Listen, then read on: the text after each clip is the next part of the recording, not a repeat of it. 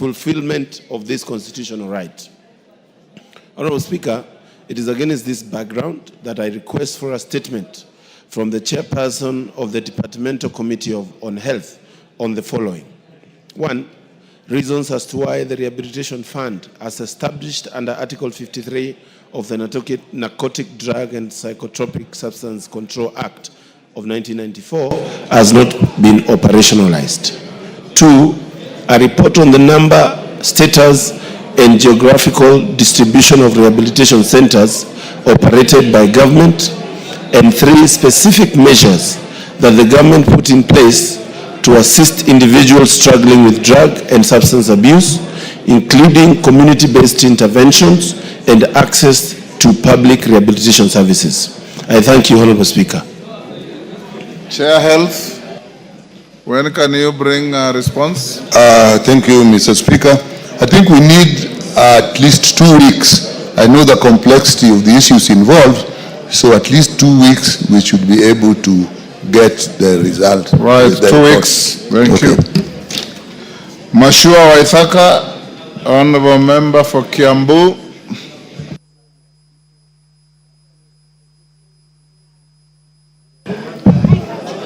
Thank you. Honorable Speaker, pursuant to the provisions of Standing Order 44-2C, I wish to request for a statement from the chairperson of the Departmental Committee on Sports and Culture regarding the sponsorship and nurturing of a top amateur golfer in Kenya, Mr. Michael Karanga. Honorable Speaker, Mr. Michael Karanga is a 30-year-old amateur golfer who hails from Dumberi Ward in Kiambu constituency and has been playing golf for the past 10 years. Over this period, Mr. Karanga has played in international games and performed exceptionally well in these games, earning the name of Golfer of the Year for the 2 years in a row. Last year, he emerged top golfer during the Ghana Open in Accra. He has also played in many countries, including the United Kingdom, Portugal, South Africa, Rwanda, Jordan, and Egypt. Currently, he is ranked 76th in the world men's golf amateur ranking and 4th in Africa. Honorable Speaker, despite the sterling performance and remarkable achievements, the government is yet to show any commitment in sponsoring him. Golf is an industry, and this provides an opportunity for the government which supports and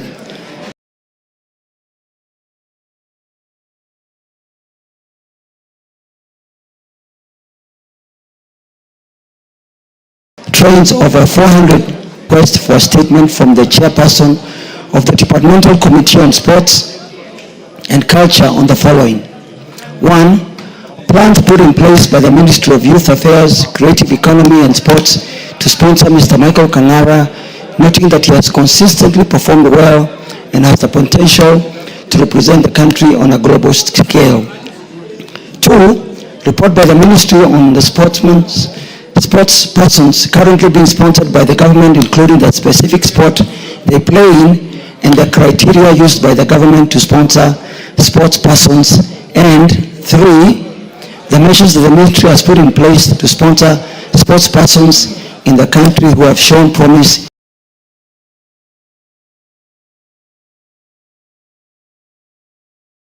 in their various categories. Thank you, Honorable Speaker. I can give a response in 2 weeks' time. 2 weeks. Kaleba Misi.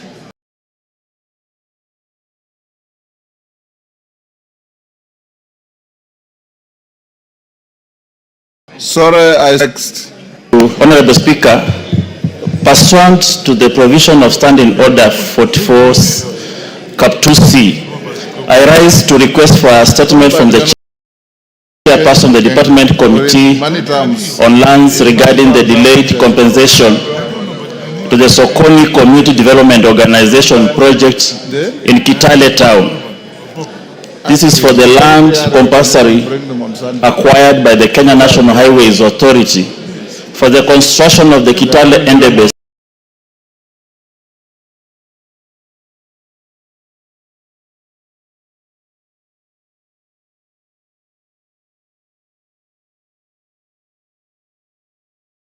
SWAM, that is classification C45 road. Parcel acquisition of land parcels belonging to the Sokoni Community Development Organization project in Kitale Town.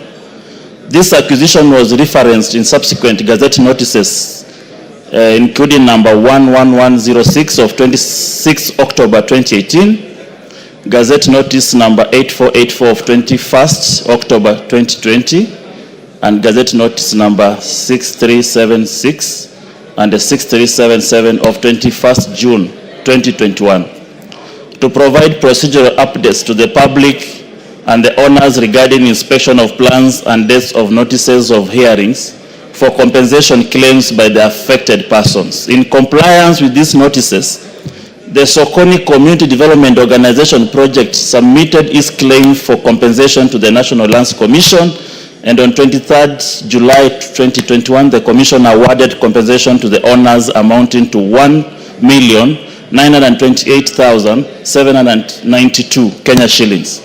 However, up to date, only 964,398 Kenya shillings has been paid, and the balance of 964,394 Kenya shillings remains unpaid, with no clear communication or a commitment from the Commission regarding the expected timeline for completion of the payment.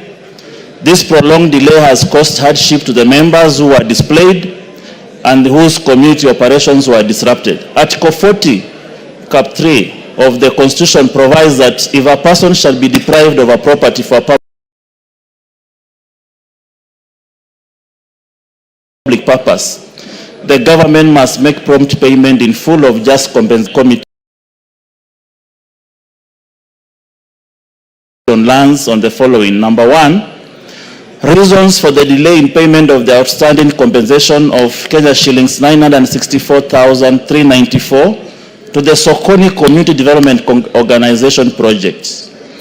Number 2, the specific timelines within which when the National Land Commission will complete the outstanding payment of 996,394 Kenya shillings. And lastly, the measures put in place by the Ministry of Lands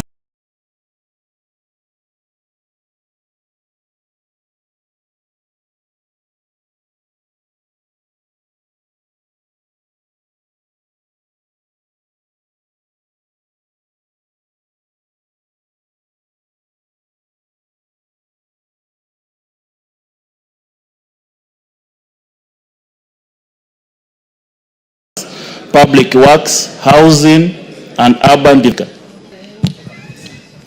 2 weeks, Honorable Speaker. Thank you. 2 weeks.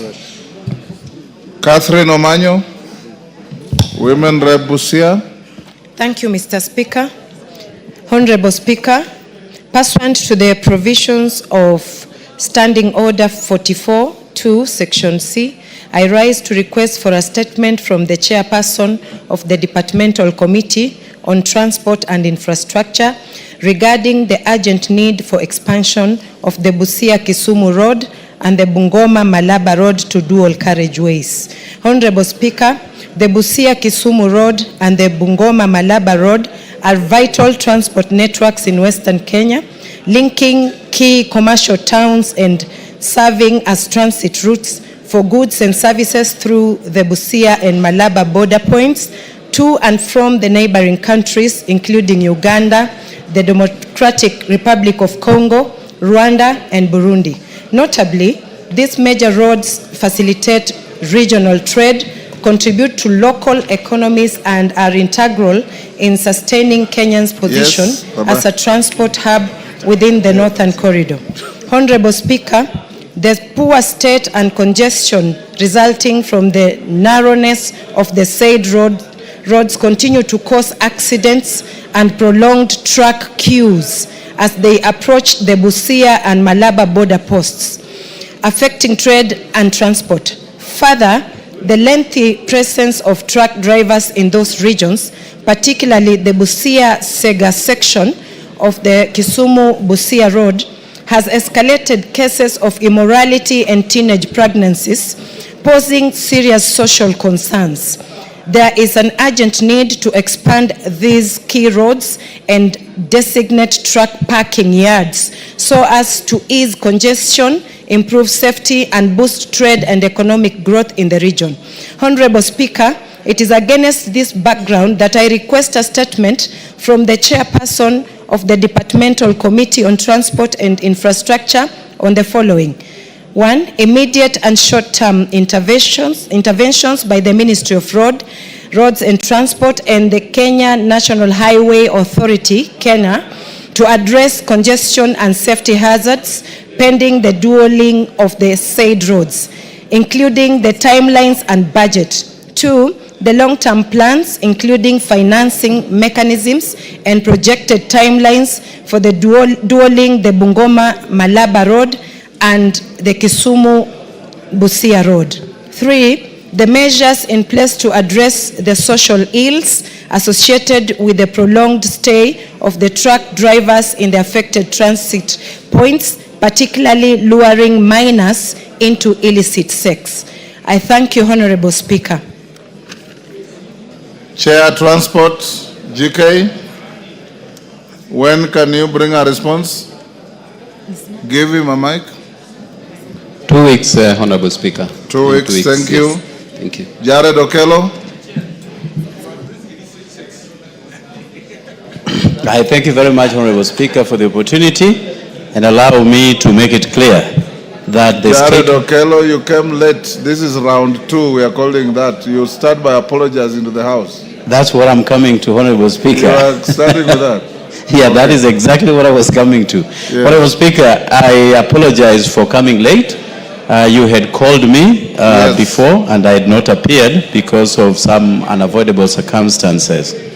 Honorable Speaker, the statement that I have is, I'm reading it on behalf of the Kabondo Kasipul constituency member of parliament, Honorable Eve Obara, who is out of the country. And here it reads, Honorable Speaker, pursuant to the provisions of Standing Order 44-2C, I wish to request for a statement from the chairperson of the Departmental Committee on Administration and Internal Security regarding the circumstances surrounding the tragic death of Mr. Alfred Ojwang, a teacher and social media influencer from Kabondo Kasipul constituency, while in custody at the Central Police Station, Nairobi City County. Honorable Speaker, on the 7th of June, this year of our Lord 2025, Mr. Alfred Ojwang was seized from his home in Kakoth Village, Kokwanyokakelo Ward, Kasipul, Kabondo constituency in Homa Bay County, by officers from the Directorate of Criminal Investigations, DCI. He was reportedly arrested over allegations of publishing defamatory content online. Mr. Ojwang was initially detained at Mawego Police Station before being transferred over 385 kilometers to Nairobi, where he was detained at Central Police Station. This situation raises concerns regarding the legality of the transfer of Mr. Ojwang from Homa Bay County to Nairobi. Section 71 of the Criminal Procedure Code, Cap 75, provides that an offense must be tried by a court within the local limits of the jurisdiction where it was committed, or where the accused person was apprehended. No court order appears to have been issued to authorize the transfer as required by law and the National Police Service standing orders. Even more distressing is the report that while at Central Police Station, Mr. Ojwang was placed in a solitary cell where he allegedly hit his head against the wall in the cell.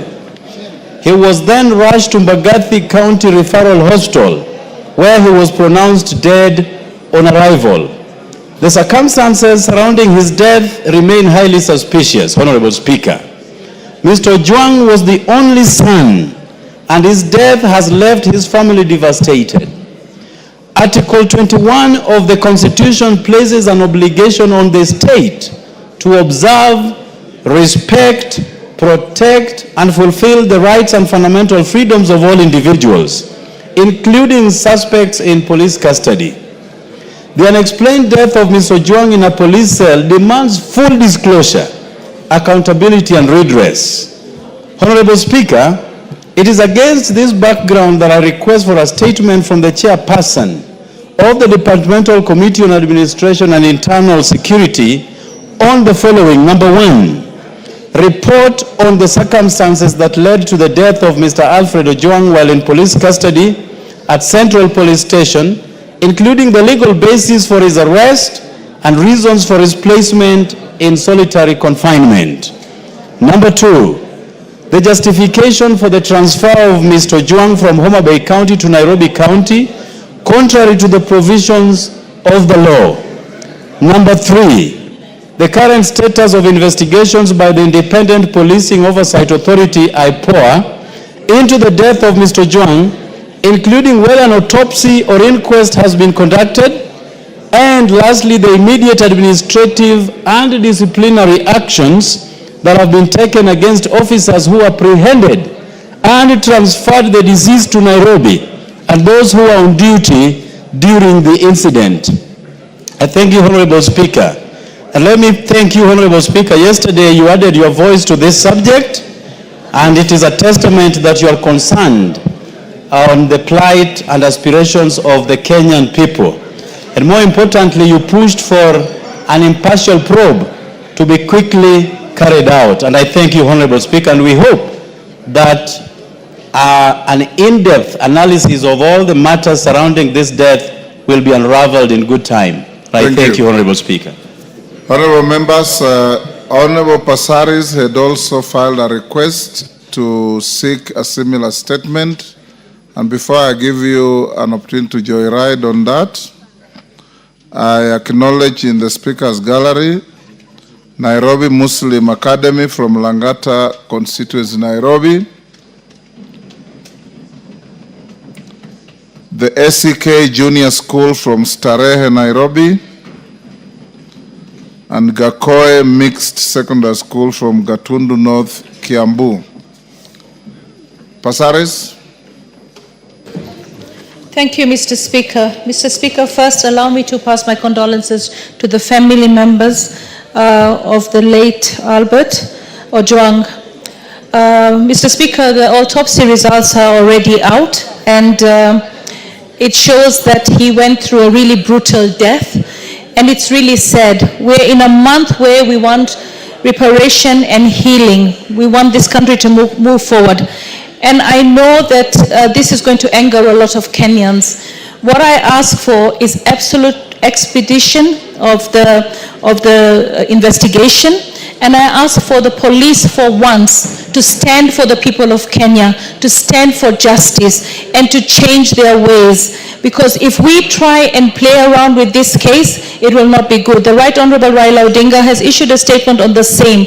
It is time for us to address the wrongs and the rot that we have in the police service, but it's not all the policemen. I want people to know, I've seen on social media people calling for burning of police stations, attacking politicians. I want Kenyans to understand we're in this together. The police force is not all bad. The police force is there to serve us. So as we give condolences, as we ask for investigation. Under the new constitution is no longer a force, it's a service. Yes, actually, yes, I understand that, Mr. Speaker. Thanks for the correction. I just pray that the family finds peace and that we can do something right now to bring justice to this young man and all the lost souls that we've had in our country. Police brutality should end. The police should do what they're mandated to do and do it within the rule of the law as mandated and asked for by the President. Thank you, Mr. Speaker. Bowen, on the same. Yes, thank you, Honorable Speaker. Mr. Speaker, I want to support the question by the Honorable Jared. And Mr. Speaker, my condolences to the family, the Honorable Member. Ms. Jared Okello is not a lady. Okello, yes. Yes. So, Mr. Speaker, let me say this. Yes. Mr. Speaker, it is very sad that a young man who just wrote something on a social media had to die. Mr. Speaker, when in Kerio Valley, bandits are brutalizing people, killing women, and children, and there is nothing happening to them. Just because someone has written something on a social media, Mr. Speaker, and now his life is not there. Mr. Speaker, I want to ask the security heads in the country, Mr. Speaker, to take this matter very seriously.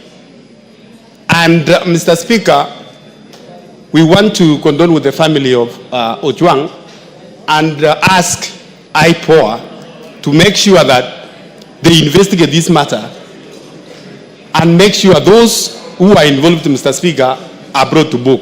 And Mr. Speaker, at the same time, Mr. Speaker, many of us here from the North Rift, Mr. Speaker, what people are going through there in the hands of bandits. And the police are just joyriding around town here, looking for people who are writing Twitter, writing on Facebook, and this one. They are not going for those bandits. So, Mr. Speaker, they must take their work very seriously. Thank you. Millie Odhiambo. Thank you, Mr. Speaker, for giving me this opportunity. Mr. Speaker, I also wish to give my condolences to the family of the late Ojwang on his unfortunate demise at the hands of some rogue officers. Mr. Speaker, indeed it is unfortunate that at this time, after we passed a new constitution making the police service a service, that we still have people who are behaving in the manner that we have seen. Mr. Speaker, I'd want to call on the President to ensure that the police that have been found to be behind the death of Ojwang and who are actually tainting the name of the police should be charged and should be prosecuted, and it should be fast, because justice delayed is justice denied. The problem is we have seen in this country sometimes people are arrested, and when their angers go down, then the case disappears. To show seriousness, this case should be fast-tracked. And Mr. Speaker, if IPOA is not in a position to, occasionally the government has actually employed the services of external forces and external investigators. For us to have confidence, perhaps the government may need to even consider that, because it's really, really unfortunate that a young person should be killed in this manner. And Mr. Speaker, I just want to tell the public, sometimes I know the frustration of the public, but the members of parliament are not the ones who are responsible for the death. We are actually feeling the same pain. And Mr. Speaker, for those of us who come from Homa Bay County, we even feel it more because this is our county. And so we don't want people in our county to be killed, even Kenyans to be killed, but especially people from Homa Bay County. We are only just the other day we lost Honorable Ngondowere. Now we are losing this man who is almost a neighbor to Honorable Ngondowere. So, Mr. Speaker, we want to see seriousness in the way the government deals with this. Thank you, Mr. Speaker. Murugara.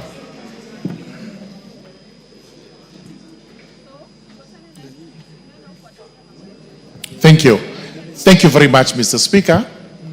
Mr. Speaker, also allow me to join the rest of the House and Kenyans in conveying condolences to the family of the late Albert Ojwang. Indeed, it's very sad to have lost such a young man in circumstances which are unclear, which in those circumstances themselves puts our National Police Service into question, especially when they give a statement which on the face of it does not make sense. Honorable Speaker, we urge the service, IPOA, and everyone who is investigating to actually do the best they can to unravel the mystery, to unravel the mystery so that justice is served on the family of this young boy who passed away in those circumstances. Sometimes we wonder why the police service actually has to conduct itself in the way it is doing. And what begs the question is whether their syllabus has changed since the days pre-colonial, or even the colonial days. Because we know very well during the state of emergency, we had these extrajudicial killings. Has this been carried on even up to today? Are there officers, whether senior or junior, who are giving instructions to have young boys executed? These are the questions we ask ourselves, and it is the high time we looked at the qualifications and the training of our police officers. Maybe there may be something wanting, the entry point level and the training they get at Kiganjo. Times have changed. We must now live to expectation. Justice must be done at all times, and we must condemn extrajudicial killings to the fullest. It should not be allowed, it should not be condoned, and this House should continue to condemn it day in, day out. Thank you, Mr. Speaker. Honorable members, this is by all means a very serious matter. Yesterday, yours truly here and others spoke to it in the same manner that you are speaking. The chairman of Security Committee, this matter is causing a lot of anxiety, and the explanations coming out, for those of you who have read the book Steve Biko, it sounds like a Steve Biko story. And I would want to direct the chairman of security. I know Thursday is budget day, but we have half an hour before budget starts. You will bring a preliminary report and statement to the House on Thursday at 2:30 to inform the House and the country the progress so far made in the investigations and some response to the issues raised by the Honorable Jared Okello on behalf of Ifo Bara, the Honorable Pasaris, Mili, Morugara, and Bowen. And I know many members have issues on this. Hold your horses. When the statement comes on Thursday, I'll give you an opportunity. Tongoyo.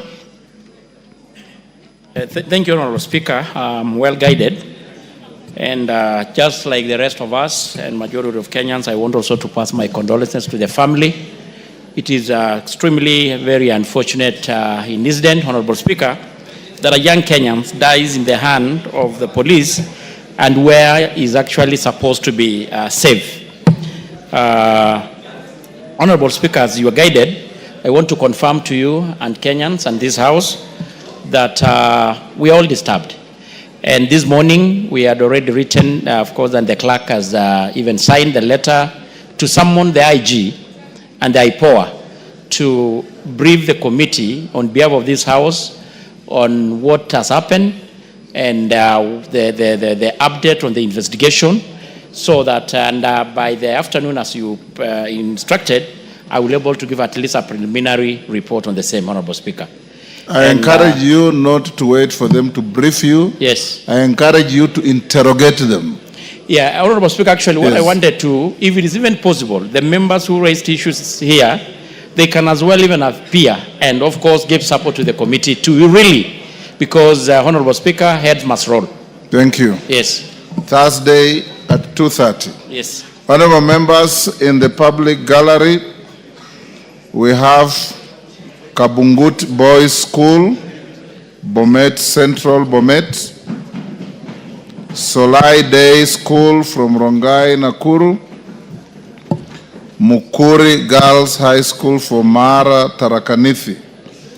On my behalf and on behalf of the whole House, we welcome the schools, their students, their teachers, and all those accompanying them to the House of Parliament. Responses to statements, administration, Tongoyo, to the statement by Doris Donya. Is Donya in the House? Donya, is she in the House? Yes, there she is. Go on. Thank you, Honorable Speaker. And as well as I respond to the statement being sought by Honorable Donya, Honorable Speaker, I need your indulgence Also here with me, Honorable Speaker, you remember last week you did instruct me to update the House on the latest investigation report in inquiry on the alleged abduction of George Ngoibori, the Member of Parliament for Juja constituency. Honorable Tongoyo, today is a supply day. We're going into the committee at 3:30. The Koimburi matter, I can see you with the volumes of files. Very thorough investigation, Honorable Speaker. You will do that tomorrow.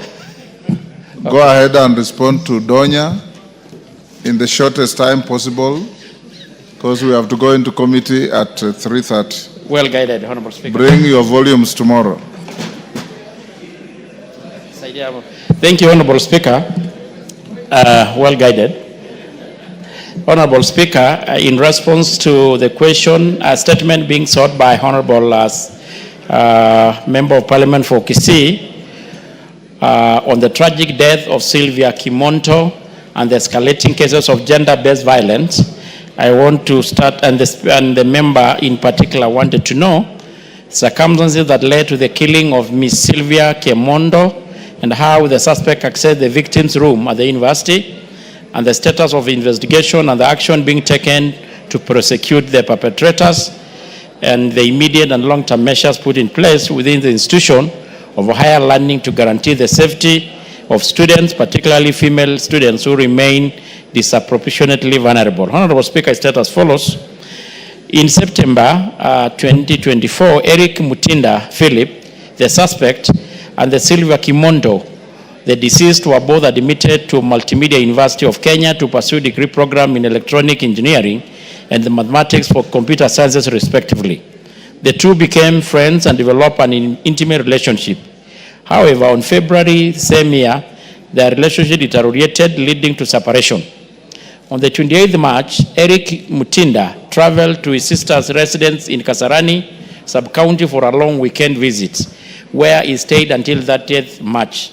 Upon return, he proceeded to his room in Block E, hostel room 301, where he found his two roommates.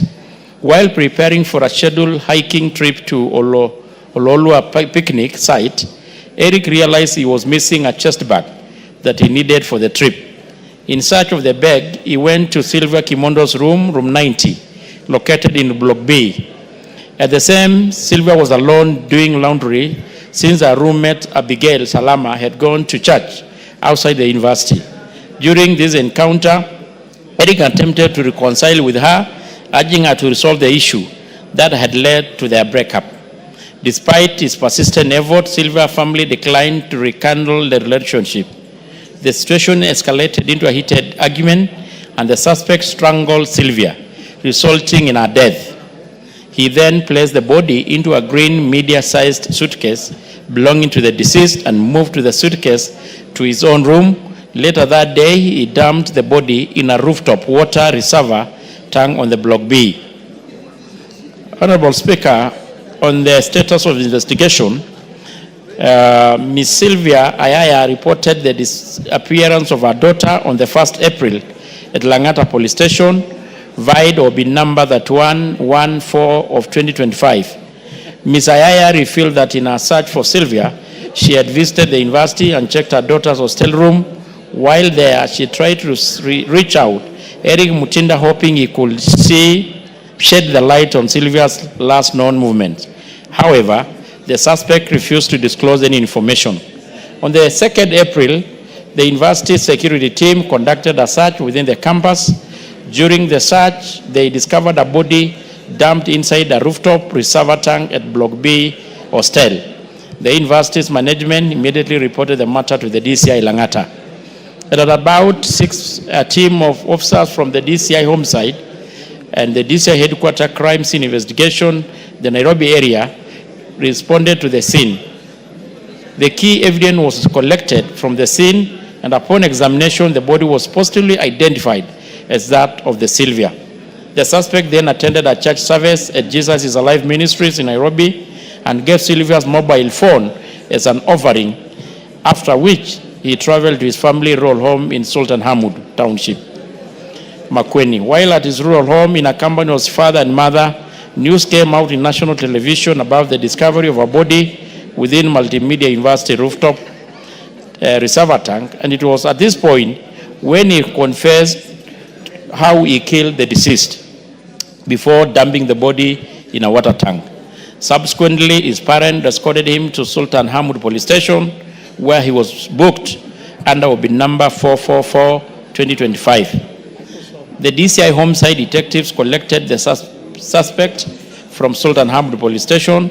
During the interrogation, he confessed to the murder and also led investigators to the church where he had given the Sylvian's mobile phone as an offering.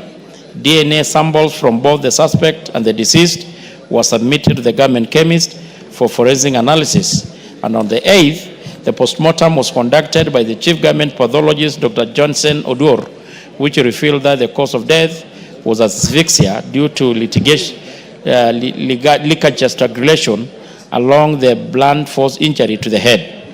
Investigation established that Eric Mutinda acted alone with the motive identified as a relationship-related dispute. He was subsequently transferred to Capitol Hill Police Station and later presented before Kibera Law Courts for a miscellaneous application. The court granted 21 days custodial order to allow the completion of the investigation. The DCI homicide team is working in close collaboration with the Office of the DPP to ensure appropriate charges are preferred on the suspect.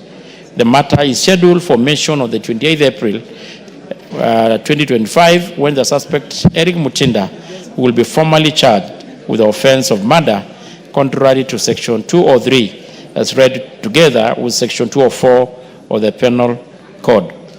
And I think that should be sufficient, Honorable Speaker. Thank you. Honorable Donya, this matter appears to be a homicide case already before court. So you should tread carefully so that what you say and ask now does not prejudice the criminal proceedings before court. You may seek a clarification if you wish. Thank you, Mr. Speaker. I'm well conversant with that. I did media law, and what the chair has said is very correct. I've been following on the matter.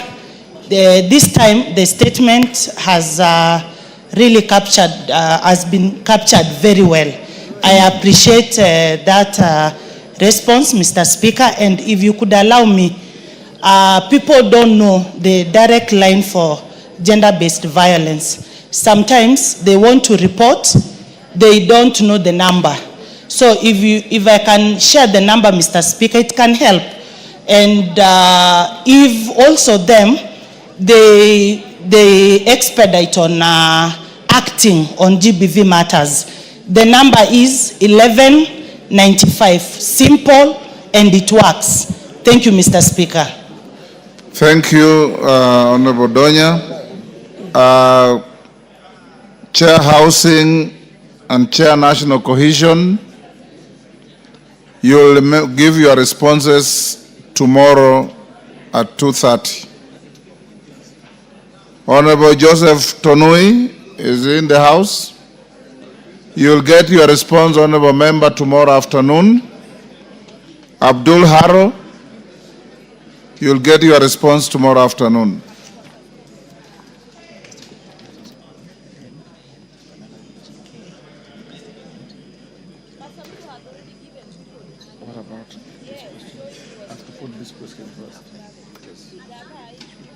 Yes.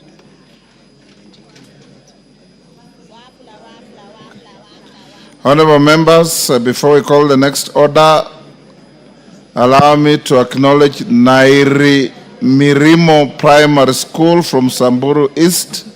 Samburu is in the public gallery. I welcome the students, their teachers, and whoever is accompanying them to the house. Thank you. Next order. Order number 8, procedural motion, extension of sitting time until conclusion of business. Majority Leader.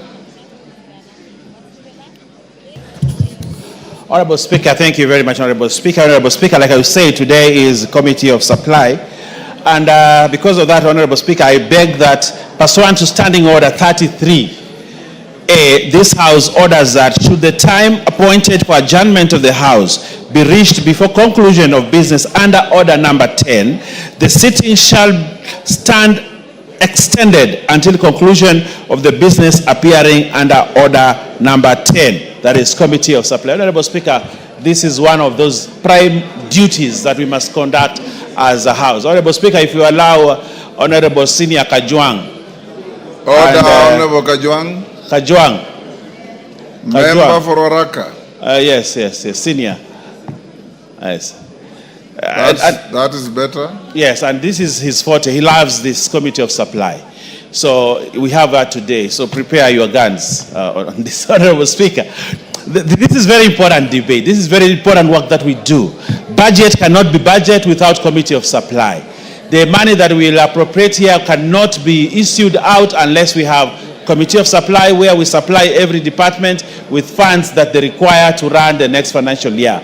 Honorable Speaker, this is noble duty, noble task, and therefore we request, in the event that we do not finish before close of business today, we extend time to ensure that we complete the business and ensure that we leave today when we have supplied all the money, Honorable Speaker. Honorable Speaker, having said that, I know the Honorable Millie Odhiambo is one who participates very much in this debate, and therefore I'll request her to second me on approving the procedural motion to extend time of sitting until conclusion of the debate.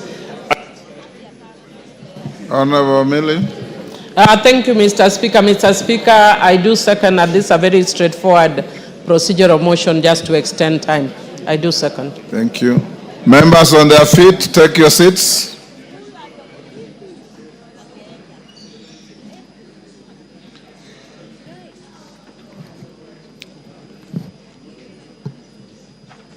Order. Honorable members, I now propose the question at order number 8, which is that pursuant to the Standing Order 33A, this House orders that should the time appointed for adjournment of the House be reached before conclusion of business under Order number 10, the sitting shall stand extended until conclusion of the business appearing under Order number 10, Committee of Supply. Put the question. I'll now put the question at order number 8, order, which is that pursuant to Standing Order 33A, this House orders that should the time appointed for adjournment of the House be reached before conclusion of business under Order number 10, the sitting shall stand extended until conclusion of the business appearing under Order number 10, Committee of Supply. As members of that opinion say aye. Aye. Will those of the contrary opinion say nay? The ayes have it. Honorable members, what it means now is that you will go on with the committee up to midnight. If you do not finish, then you will go on tomorrow morning. So we'll allow the proceedings to go on up to midnight. That's the end of the day. Today, 1 minute past midnight is tomorrow. So at midnight, we stop the clock. Tomorrow in the morning, if we are not finished, we have to get back to the committee so that we can finish, because whatever you are doing will inform and be part of the highlights of the budget statement by the Cabinet Secretary for Treasury on Thursday afternoon. Next order. Order number 9, motion. Consideration of the budget estimates for the financial year 2025-2026. Third and final allotted day, question to be put. Order, members on their feet, take your seats. Honorable Naika, take the nearest seat.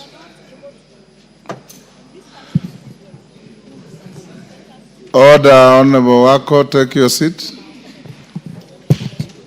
Honorable members, I'll now put the question at order number 9, which is that this House adopts the report of the Budget and Appropriations Committee on its consideration of the estimates of revenue and expenditure and the medium term for the financial year 2025-26, laid on the table of the House on Wednesday, 4th June 2025, and pursuant to the provisions of Article 221 of the Constitution, Section 39 of the Public Finance Management Act 2012 and Standing Order 239-1, approves the issuance of a sum of Kenya shillings 2,538,593,978,440 from the consolidated fund to meet the expenditure during the year ending 30th June 2026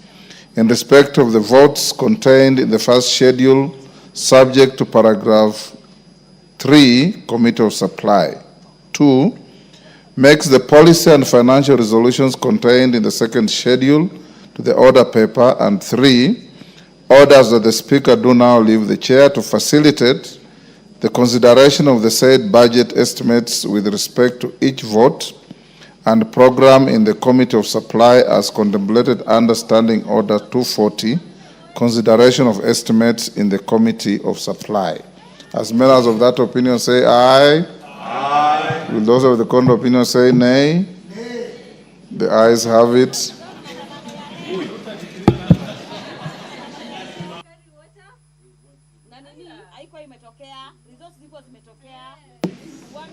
Honorable GK. Okay. Honorable Speaker. Horses, GK, hold your horses.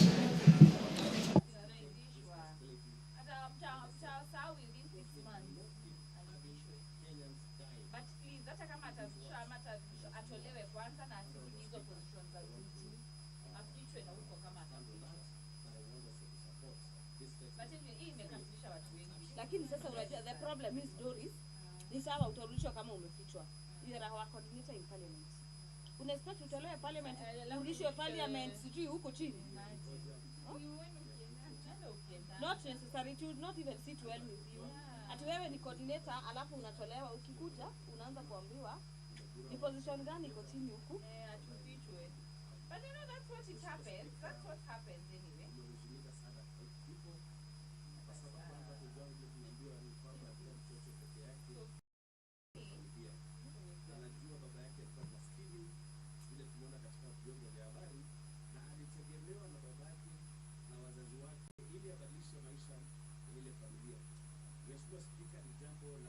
Next order. Order number 10, Committee of Supply. Order, honorable members, will you be upstanding?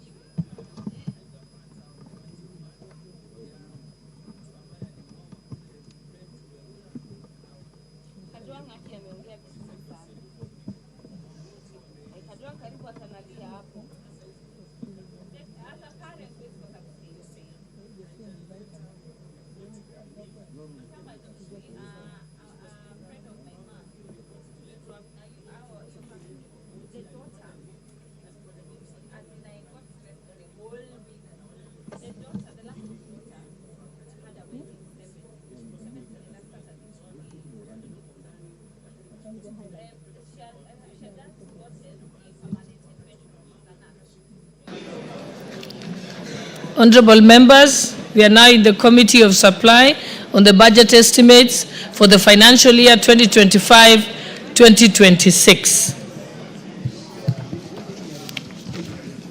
Vote 1011, Executive Office of the President. I propose the question that the sum not exceeding Kenya shillings 5,372,401,534 be issued from the consolidated fund to complete the sum necessary to meet the recurrent and development expenditure during the year ending 30th June 2026 in respect of vote 1011. Programs under vote 1011. 1. Government printing services. 2. General administration, planning and support services. 3. Government advisory services. And 4. Leadership and coordination of government services. I propose the question that the programs under vote 1011 as read out and the sums allocated in the schedule be approved. I now put the question that the programs under vote 1011 as read out and sums allocated in the schedule be approved. I now put the question that a sum not exceeding Kenya shillings. Honorable members, I now put the question that the programs under the vote as read out and the sums allocated in the schedule be approved. Will as many as of that opinion say aye? Will as many as of the contrary opinion say nay? The ayes have it. Honorable members, I now put the question that a sum not exceeding Kenya shillings 5,372,401,534 be issued from the consolidated fund to complete the sum necessary to meet the recurrent and development expenditure during the year ending 30th June 2026 in respect of vote 1011. Will as many as of that opinion say aye? Will as many as of the contrary opinion say nay? The ayes have it.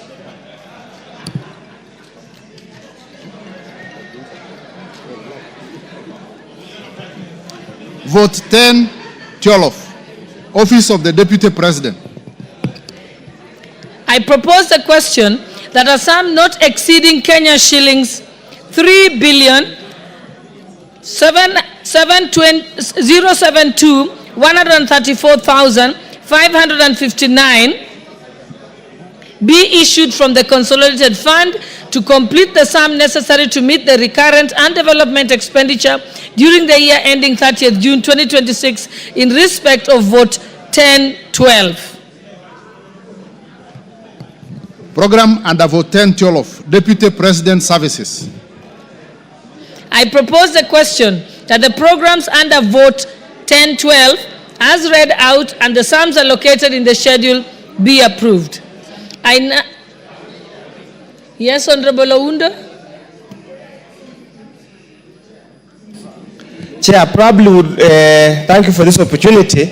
Allow us to ask the Chair of Budget and Appropriation Committee to basically explain to the people of Kenya why would an office have close to 3 billion for recurrent expenditure and only 100 million for development. We need to explain what does this office of the Deputy President does that requires a whopping 3 billion. And there are no drugs in hospitals, there's no capitation in schools, people are being killed every day and night. We need to be explained what is this thing all about. Thank you, Chair. Chairperson Budget, you want to respond? Or let me give Mheshimiwa Makali first, and then I'll come to the chairperson. Yeah, thank you so much, Honorable Chairperson. Honorable Chairperson, I want to associate myself with the comments by Dr. Undo, that even though I'm a member of the Budget Committee, I think really we've said many times, it's good to get our priorities right. I hope the money we are putting here is not the money we are seeing be distributed to Kenyans all over the country. I believe this money will be put in the right use. because we said Arambis will not allow them. So I hope this money is not that money, Honorable Chair, as even we support.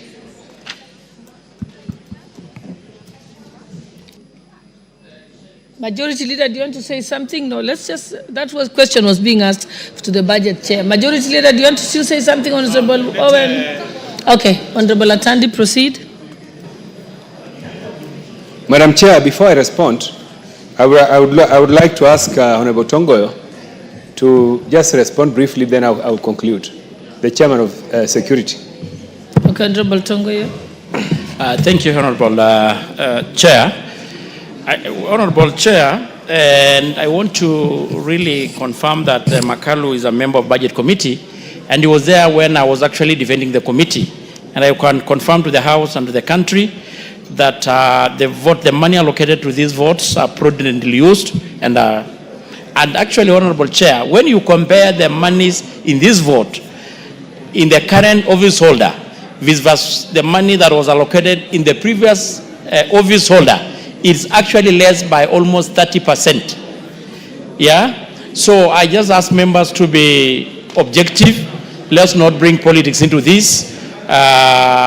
We all know the office holder is not the first one in this office, and the money is allocated there for the good use of the country. Honorable Atandi, proceed. Yes. Let's allow Honorable Atandi first to answer. Honorable Speaker, let me first of all say that the budget is under this vote. We have really rationalized this vote. If you remember, Madam Speaker, the previous holder used to have 5 billion under this vote, under this office, and today we are having only about 3 billion. Honorable Speaker, Madam Chair, this is a constitutional office. The Deputy President of the Republic of Kenya is an office that is assisting the President to run the country. It is not an office where somebody is spending money without work. And this is the person who assists the President to manage the affairs of the country, Honorable Speaker. So this vote is justified, and in fact, the office requires even more. We had to rationalize this vote to in line with the revenue projections that we are having at the moment. Thank you. Honorable members, I now put the question that the programs under the vote 10-12 as read out and sums allocated in the schedule be approved. Will as many as of that opinion say aye? Aye. Will as many as of the contrary opinion say nay? Nay. The ayes have it.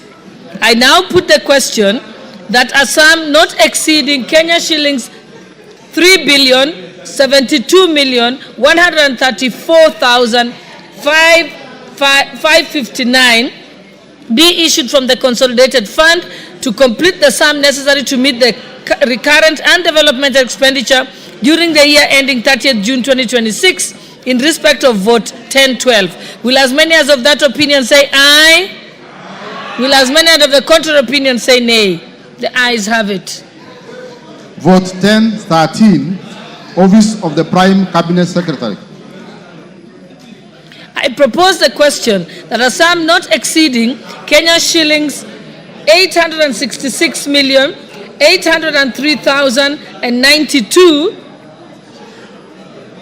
be issued from the consolidated fund to complete the sum necessary to meet the recurrent and development expenditure during the year ending 30th June 2026 in respect of vote 10-13. Program under vote 10-13, Government Coordination and Supervision. I propose the question that the programs under vote 10-13 as read out and sums allocated in the schedule be approved. I now put the question that the programs under vote 10-13 as read out in the and sums allocated in the schedule be approved. Will as many as of that opinion say aye? Aye. Will as many as of the contrary opinion say nay? The ayes have it. I now put the question that a sum not exceeding Kenya shillings 866,803,092 be issued from the consolidated fund to complete the sum to meet the recurrent and development expenditure during the year ending 30th June 2026 in respect of vote 10-13. Will as many as of that opinion say aye? Aye. Will as many as of the contrary opinion say nay? The ayes have it. Vote 1014, State Department for Parliamentary Affairs. I propose the question that a sum not exceeding Kenya shillings 363,508,889 be issued from the consolidated fund to complete the sum necessary to meet the recurrent and development expenditure during the year ending 30th June 2026 in respect of vote 1014. Programs under vote 1014. 1. Parliamentary liaison and legislative affairs. 2. Policy coordination and strategy. And 3. General administration planning and support services. I propose the question that the programs under vote 1014 as read out and sums allocated in the schedule be approved. I now put the question. Honorable Makali. Yeah, thank you so much, Madam Chairperson. What I was saying, Madam Chairperson, if you listen to what the programs are, and these are the issues we are raising, Madam Chair. Coordination, administration. We are saying even as we do this, we could do better in terms of prioritization. I don't think some of these things, really, Madam Chair, will not make a lot of sense to a country where we are facing serious challenges in terms of health and education, even as we support. Honorable Lawunda. Chair, I find the programs under this vote extremely interesting, and more so to say, Honorable Chair, they actually contravene the Constitution of Kenya. I mean, Article 95 all the way provides that the work of Parliament belongs to members of Parliament. So what else are we doing here in this particular office? What kind of legislation? Yet all the bills that come in this house are under the majority leader. These are duplication and a terrible waste of national resources that could be better used to solve the myriad of problems that we have in this country. Thank you, Honorable Chair. Yes, Honorable Owen Baya. You know, the Honorable Oundo, Professor, needs to be educated on how a bill starts.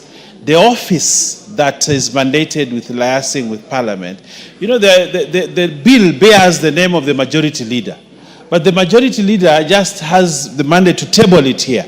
But there's a whole process that starts from cabinet, that starts from many ministries and all that. Before a bill is born to be a bill under the name of the majority leader, that bill has traversed and resources are required and resources are needed for it to become a bill to be tabled in this house. So, Honorable Speaker, even the bill that we are looking at now has not been authored or done by it's a whole process. So, Honorable Oundo, please step down the politics, look at the national agenda, look at the whole country, and let's move forward instead of raising mundane issues on an important issue called supply. Supply, Honorable Speaker, and I want to educate my brother, supply is supply. We will do it. Come and question the budget. Let's handle the supply. I put the question that the programs under the vote 1014 as read out and sums allocated in the schedule be approved. Will as many as of that opinion say aye? Aye. Will as many as of the contrary opinion say nay? The ayes have it. I now put the question that the sum not exceeding 363,508,889 be issued from the consolidated fund to complete the sum necessary to meet the recurrent and development expenditure during the year ending 30th June 2026 in respect of vote 1014. Will as many as of that opinion say aye? Aye. Will as many as of the contrary opinion say nay? The ayes have it. Vote 1015, State Department for Performance and Delivery Management. I propose the question that a sum not exceeding Kenya shillings 701,404,489 be issued from the consolidated fund to complete the sum necessary to meet the recurrent and development expenditure during the year ending 30th June 2026 in respect of vote 1015. Programs under vote 1015. 1. Public Service Performance Management. 2. General Administration Planning and Support Services. 3. Service Delivery and Management. And 4, coordination and supervision of government. I propose the question that the programs under vote 1015 as read out and sums allocated in the schedule be approved. I now put the question that the programs under vote 1015 as read out and sums allocated in the schedule be approved. Will as many as of that opinion say aye? Aye. Will as many as of the contrary opinion say nay? The ayes have it. I now put the question that a sum not exceeding Kenya shillings 701,404,489 be issued from the consolidated fund to complete the sum necessary to meet the recurrent and development expenditure during the year ending 30th June 2026 in respect of vote 1015. Will as many as of that opinion say aye? Will as many as of the contrary opinion say nay? The ayes have it. Vote 1016, State Department for Cabinet Affairs. I propose the question that the sum not exceeding Kenya shillings 228,723,204 be issued from the consolidated fund to complete the sum necessary to meet the recurrent and development expenditure during the year ending 30th June 2026 in respect of vote 1016. Program under vote 1016, Cabinet Affairs Services. I propose the question that the programs under vote 1016 as read out and the sums allocated in the schedule be approved. I now put the question that the programs under vote 1016 as read out and the sums allocated in the schedule be approved. Will as many as of that opinion say aye? Aye. Will as many as of the contrary opinion say nay? The ayes have it. I now propose the question that a sum not exceeding Kenya shillings 228,723,204 be issued from the consolidated fund to complete the sum necessary to meet the recurrent and development expenditure during the year ending 30th June 2026 in respect of vote 1016. Will as many as of that opinion say aye? Aye. Will as many as of the contrary opinion say nay? The ayes have it. Vote 1017, State House. I propose the question that a sum not exceeding Kenya shillings 8,578,908,099 be issued from the consolidated fund to complete the sum necessary to meet the recurrent and development expenditure during the year ending 30th June 2026 in respect of vote 1017. Program under vote 1017, State House Affairs. I propose the question that the programs under vote 1017 as read out and sums allocated in the schedule be approved. Honorable Mbui.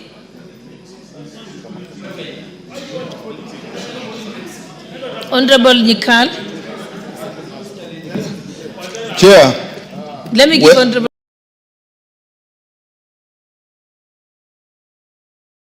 Whereas I don't propose, I think in future, even this one, we should have the programs. This is a lot of money, 8 billion. Really, we need to know what is it that is being done. Just State House Affairs is not adequate way of explaining to the public what we are doing with the money. Yes, Honorable Makali. You know, Madam Chairperson. Let me give those who have pressed the intervention. Even under the Committee of Surprise, and we have been in this house for long, there is no harm making observations on this budget because we want to improve the process. Like under this photo of the State House, Madam Chair, what we are saying is we support it, but Deputy Minority Leader, we have so many mini state houses in this country. We should ask ourselves, are we getting value for money? And this is what we are saying, even as we do them, can we do due diligence to make sure that wherever they are, we are getting, because they have employees, they have staff members and everybody. It becomes very expensive. And we are saying we could make better use of some of these resources. It's not that we are opposing, but these are important observations so that as we go to the future, we have a record of what we are saying. We support Honorable Chair. Yeah. Honorable Chepkonga. Thank you, Honorable Speaker. Honorable Speaker, I stand to support this. And I think Honorable Nyekala has just requested just to know. If you are turned to the next page, Madam Chair, you would see under State House, for capital expenditure is 894 million shillings, not a lot of money, as compared to recurrent expenditure of 7.6 billion. So most of it is going towards recurrent expenditure. It is not even for development, Madam Speaker. Madam Speaker. So I support. Okay, honorable members, I now put the question that, yes, honorable, I didn't see, you don't have your card. No, I have. Honorable I TJ, proceed. It was just, yeah. Just press the intervention button, yes. Yes, Madam Chair, Honorable Nyekal is asking a valid question, but of course he knows that, for example, members of the Western Caucus last week, it's a public knowledge that they went to State House. That nyamachoma costs money. Yes, that nyamachoma costs money. But I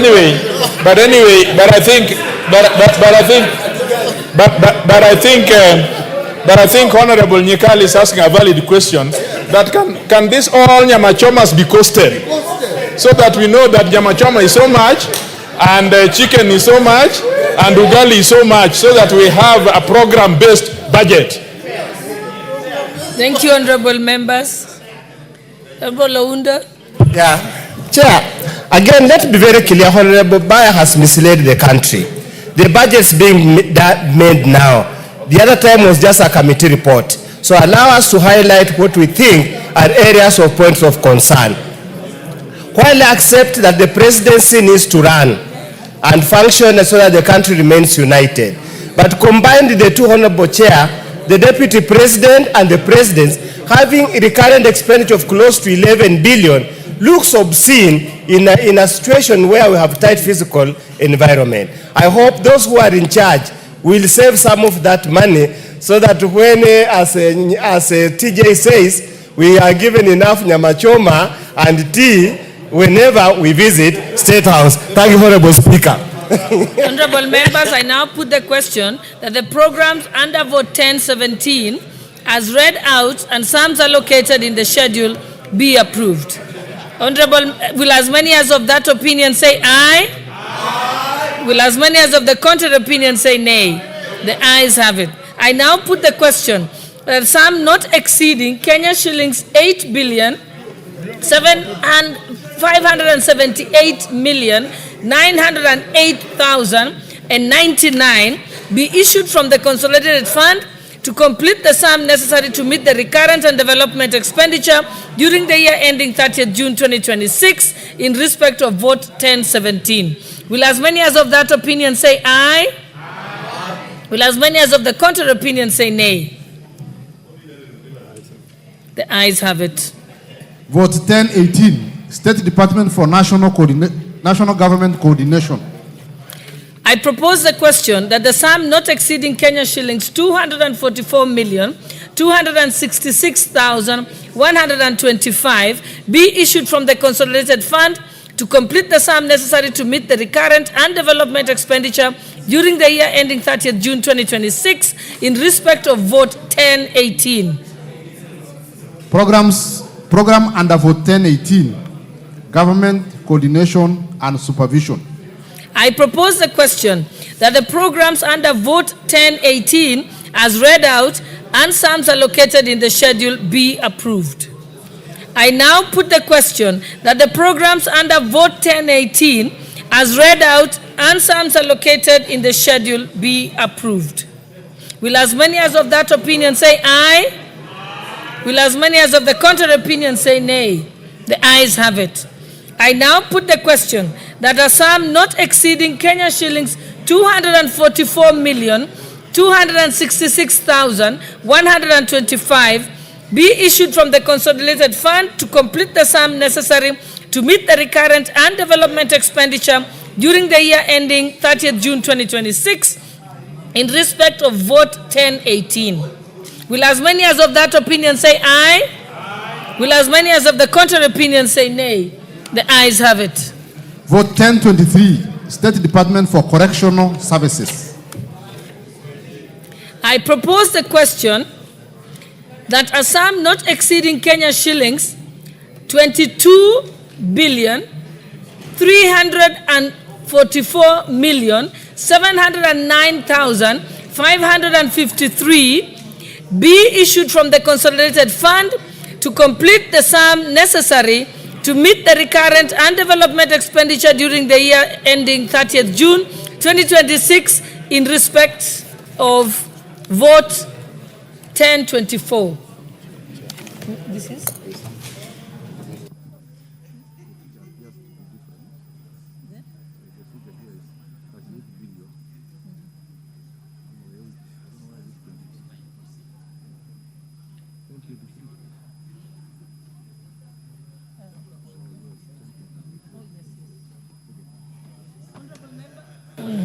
Honorable members, allow me to take that again. I jumped to vote 1024 instead of vote 1023. So we are on vote 1023. I propose, I'll let you read it out first. Vote 1023, State Department for Correctional Services. I propose the question that a sum not exceeding Kenya shillings 38 billion 108 million 310,239 be issued from the consolidated fund to complete the sum necessary to meet the recurrent and development expenditure during the year ending 30th June 2026 in respect of vote 1023. Programs under vote 1023. 1. General Administration Planning and Support Services. 2. Prison Services. And 3. Probation and Aftercare Services. I propose the question that the program under vote 1023 as read out and sums allocated in the schedule be approved. Yes, Mheshimiwa Mboka. Much as we are appropriating these finances to this State Department of Correctional Services, a very dangerous statement was made recently by one of the advisors to the president, to the extent that people were buying positions to get into the prison service, which is a very dangerous thing, and the government must stop embarrassing itself and give Kenyans what belongs to them, especially young Kenyans who want to join these forces. We want to plead with the government to investigate that, because it came from a very senior advisor, Honorable Kuria, advisor to the president, that people are buying these positions to get into the prison service. Thank you.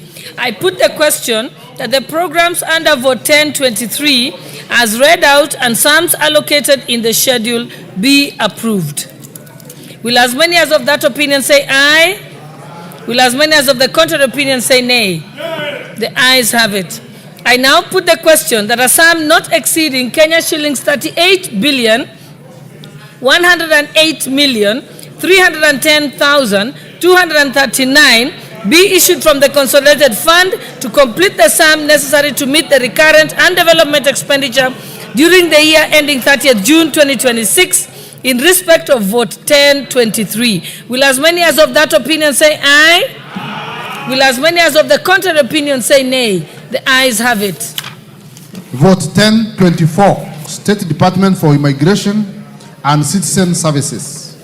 I propose the question that a sum not exceeding Kenya shillings 22 billion 344 million 709,653 be issued from the consolidated fund to complete the sum necessary to meet the recurrent and development expenditure during the year ending 30th June 2026 in respect of vote 1024.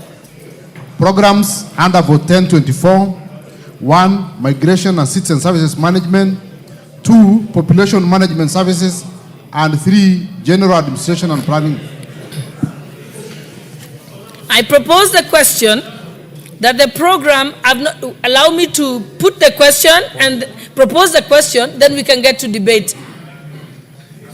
I will give you an opportunity. So Yes, yeah, no. I propose the question that the programs under vote 1024 as read out and sums allocated in the schedule be approved. Okay, Honorable Karoli, now you can comment. Thank you very much, Honorable Chair. I'm quite interested in getting to be updated or appraised whether we have made provision for issuance of ID cards to students while still in school free of charge in the ensuing financial year. I would like to hear that from the chair of that committee. Thank you. Chair, budget, is it you or Honorable Tongoyo? Honorable Tongoyo? The question is, have you provided for ID cards? For students particularly? We have provided money for the same, but Honorable Chair, it's never enough. That's why we keep employing this house to keep adding the resources so that we can able to provide the same. Thank you. Thank you. Okay, my members, I now put the question that the programs. Yes, Honorable Karoli, you're not satisfied? I'm not satisfied. It would have been better if the Honorable Chair told us how much provision they have made for issuance of ID cards to students in school and what the shortfall is, so that we can prepare ourselves, other than having a generalization as an answer. Thank you, Honorable Chair. Member for Kwanza.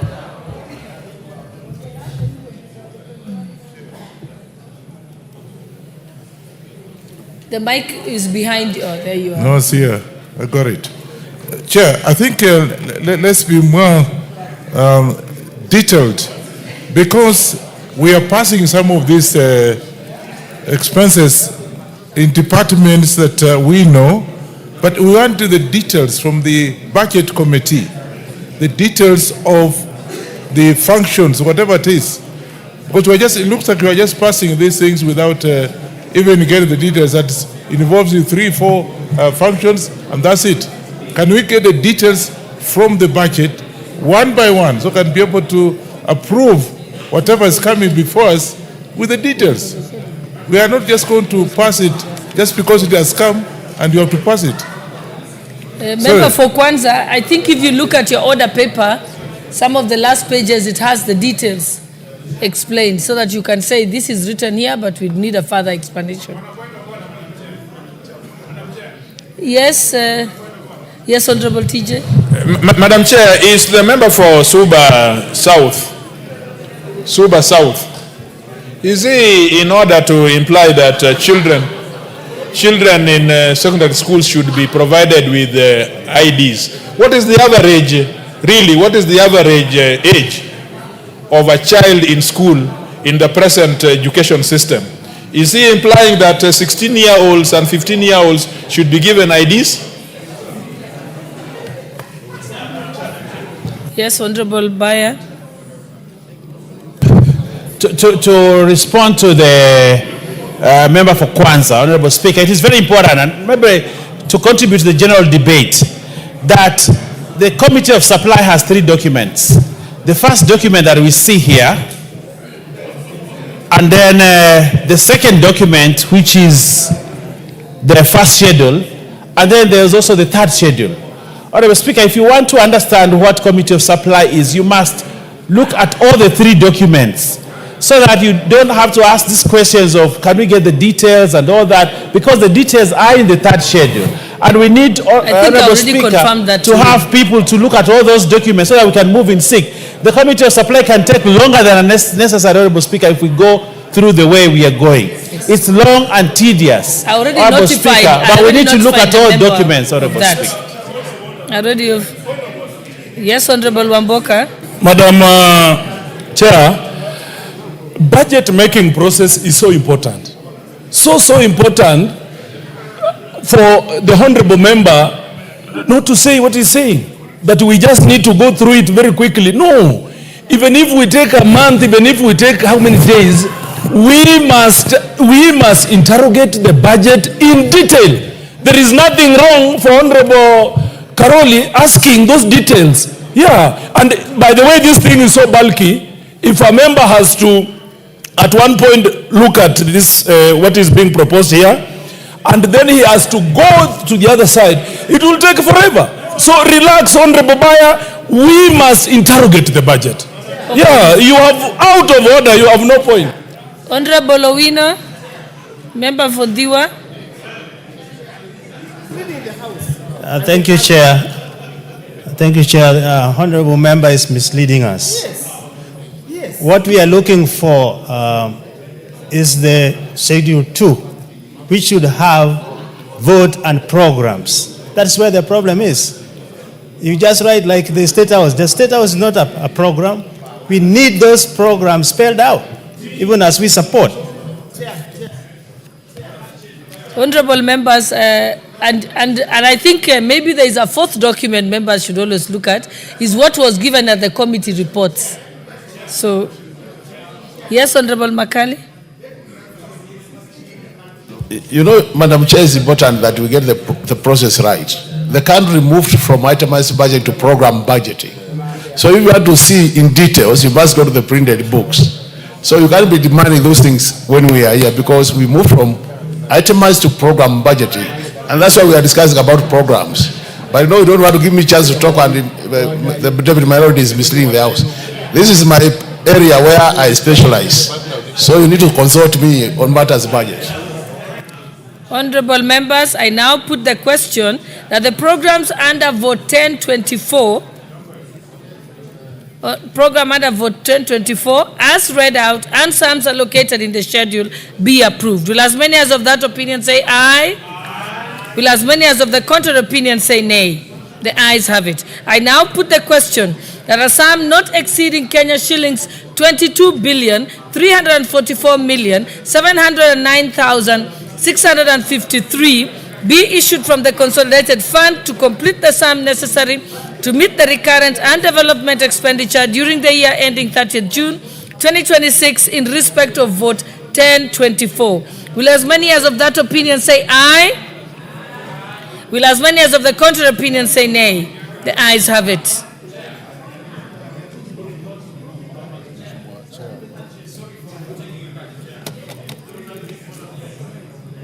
Honorable Carol, on the issue of ID card of the school children, those who attain age of 18. That's obvious. Yeah, I wanted to confirm that we had allocated 1.6 billion. That's obvious. Because I see majority even seated in the chamber. Thank you. And I think it's good to report that.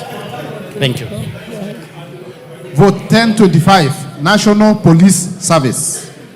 I propose the question that a sum not exceeding Kenya shillings 127 billion 91,374,077 be issued from the consolidated fund to complete the sum necessary to meet the recurrent and development expenditure during the year ending 30th June 2026 in respect of Vote 1025. Program under Vote 1025, Policing Services.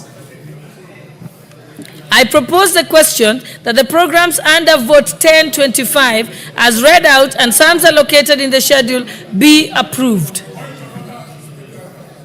What's your point of order, Honorable Mwenje? Thank you, Chair. Chair, I want to bring to your attention this issue of, or just to discuss the vote on 1025, the 127 million. Honorable Chair, we have the chair of the Security Committee here. And Chair, one of the issues that was raised in one of the votes before that was passed on correctional services regarding recruitment of prison constables. Now, Chair, in this vote, it confirms there will be recruitment. If you look at it into detail, there will be recruitment of police officers in the 400, I believe, sub-counties. Honorable Chair, I would beg the House that we get confirmation from the Chair that the recruitment of the police officers will not be what happened before. They will be recruited from the sub-counties, and only the locals from that sub-county will be eligible. What we saw before, we saw in my constituency, we saw some strangers coming, then they run around, they are recruited, and then they leave with the people who brought them. Can we get assurance? Because if we don't get that assurance, then we should not pass this budget for recruitment of new police officers. Thank you, Chair. Honorable Alwatch, you have not had a chance. Let me give Honorable Alwatch. Oluwatch, sorry. Thank you, Chair. As I support the vote under this program, I needed to get an assurance from the Chair of the Security Committee as to whether the program budget, including the additional monies that are being asked for, includes new police stations that have recently been included. I can see in the Schedule 2 we have Schedule 3, a number of police stations where we are asking for additional money, and I'm asking this in relation to my neighbor constituency and other constituencies within Nairobi where I know new police stations were operationalized and put in place. Please confirm that this program-based budget has the monies allocated to enable these police stations to operate. Otherwise, I support. Okay, honorable members. Yes, Honorable Shakir, I think you haven't had a chance. Because I've... Let's give other people a chance. Yeah. Madam Chair, I want to resoundingly support this particular proposal. However, as you say, as has been said by others, it appears that they come and tell us it's going to be sub-counties. They come and tell us that it's going to be fair and professional. But we find that there are others who walk in and destroy our thing. So, although there's nothing to do with the budget, we want to make a comment that each sub-county gets its fair share of officers who are qualified. Thank you, ma'am. Those who want to contribute, please press the intervention button. Honorable Johanna Ngeno. Madam Speaker, just in support of this, Madam Speaker, the issue of recruitment is a very fundamental issue that must... The issue of recruitment, Madam Speaker, other than the allocation that you are allocating here, Madam Speaker, it doesn't make any sense for people to be paying money to be recruited or to be employed in these positions, Madam Speaker. So I wish this one should go down in history that the department that deals with the recruitment be made to understand this year that we do not want any corruption in that particular sector. Thank you, Madam Speaker. I now put the question that the programs under Vote 1025. I thought you had spoken on this. Okay, Honorable Wamboka, please, Honorable Wamboka, you're out of order. You just need to raise your hand and say you want to speak or press the intervention button. Yes, no, but I'm not going to have a back and forth with you. Honorable Mbui. Thank you, Madam Chair. I have only one concern because on this National Police Service, budget, that the National Police Service has, in the recent past, last year June and this year June, spent our money, taxpayers' money, and actually killed our youth, and this time they've also killed Albert Ojwang. I want to beg that as we appropriate money for the National Police Service, let them not use the money of taxpayers to kill our children. Thank you, Madam Speaker. Thank you. Member for behind Wamboka.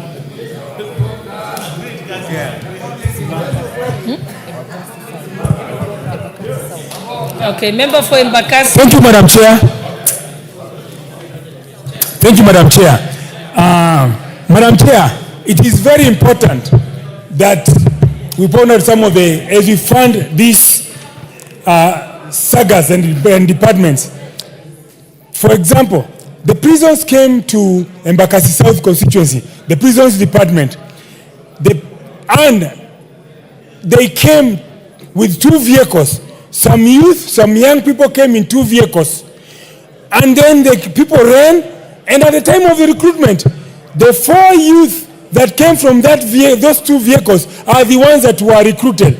And also a 1 young man. So the total of 5 people that were recruited by prisons were not people from Embakasi South. We must make sure that if they're going to recruit people from the constituency, only the people from that constituencies are recruited, not outsiders. The prison warden cannot come driving a car and then the youth get off his car, they come run, and then at the end of the tally, we are shown that they are the ones who have been picked. Second, the murder of Ojwang. We must stop killing our youth. We must stop killing our youth. There is no way that a young man is picked from Nyanza and is brought all the way to Nairobi, very healthy. The day before, Mawathe,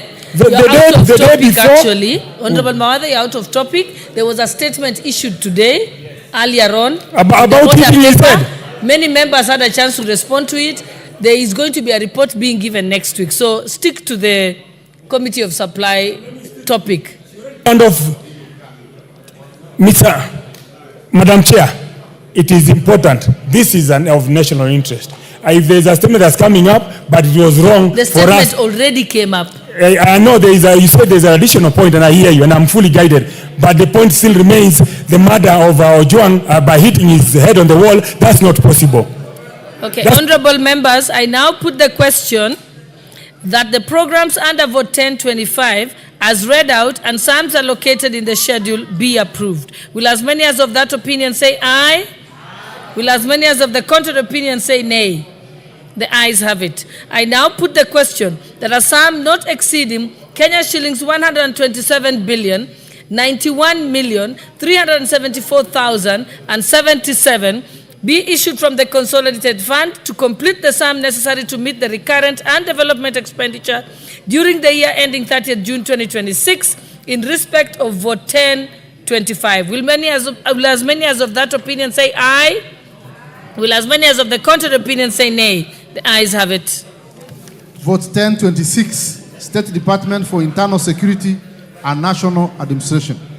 I propose the question that a sum not exceeding Kenya shillings 35 billion 874 million 503,186 be issued from the consolidated fund to complete the sum necessary to meet the recurrent and development expenditure during the year ending 30th June 2026 in respect of Vote 1026. Programs under Vote 1026. 1. General Administration and Support Services. 2. Policy Coordination Services. And 3. National Government Field Administration Services.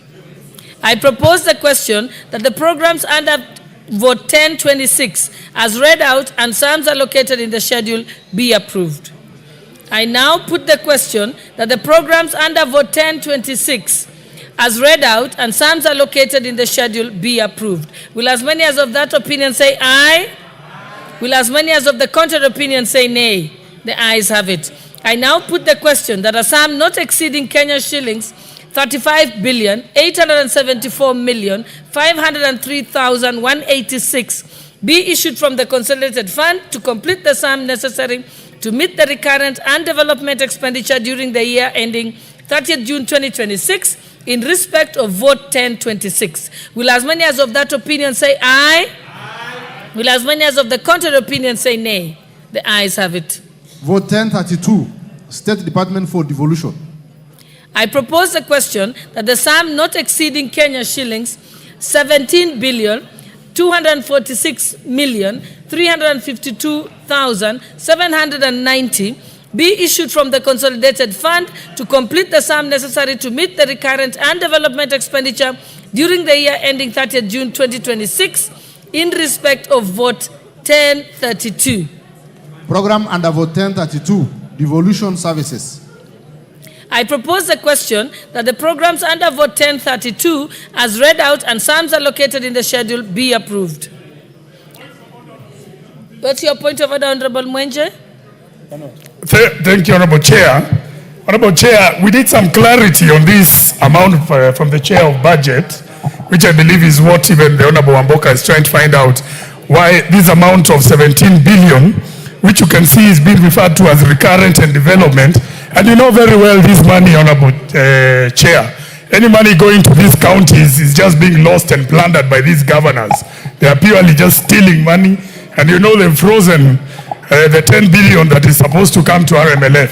So perhaps the chair budget can clarify on these amounts for devolution, and if it's not necessary, perhaps he can transfer this money to constituencies for development. Thank you, Chair. Thank you. I now put the question that the programs under vote 1032, as read out and the sums allocated in the schedule, be approved. I now put the question, will as many as of that opinion say aye? Will as many as of the contrary opinion say nay? The ayes have it.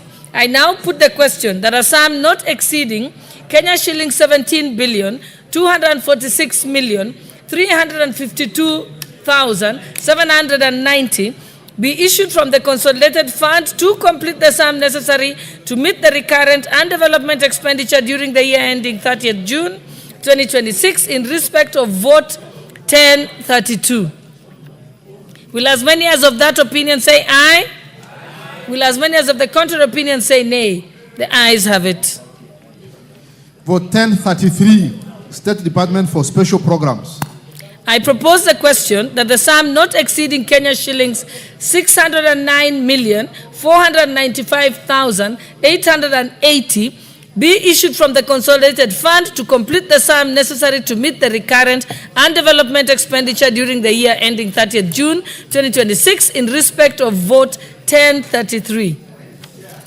Program under vote 1033, Accelerated ASOL Development. Member for Honorable Ngusia, let's wait to get to the debate stage. I haven't proposed the question, so hold your horses. I now propose the question that the program under vote 1033, as read out and sums allocated in the schedule, be approved. Okay, Honorable Ngusia, now you can have your go at it. Thank you very much, Chair. Chair, based on the prevailing weather conditions in most of the arid and semi-arid areas, I think this money is so little, Chair, we need to mark it, and maybe in the future in supplementary budget we add more. So I think the special programs have been underfunded completely. 609 million is so little to meet the expectations of these marginalized areas. Thank you, Chair. Thank you.